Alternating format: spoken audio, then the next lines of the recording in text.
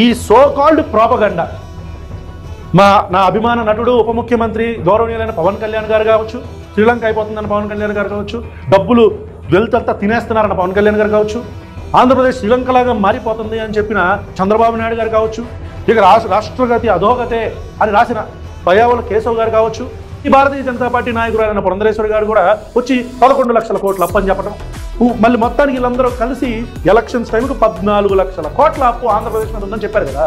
మరి అదేంటది చంద్రబాబు నాయుడు గారు ఇప్పుడు కేవలం 6 లక్షల కోట్లే అని చెప్తున్నారు. అంటే ఏది నమ్మాలి, ఏది నిజం? మీరు ప్రతిపక్షంలో ఉన్నప్పుడు ఫిడేలు వాయిస్తూ చెప్పిన అబద్ధాలు నిజమా? ఇప్పుడు మీరు ఢంకా బజాయించి అసెంబ్లీలో చెప్తున్న మాటలు ఈ నిజమా?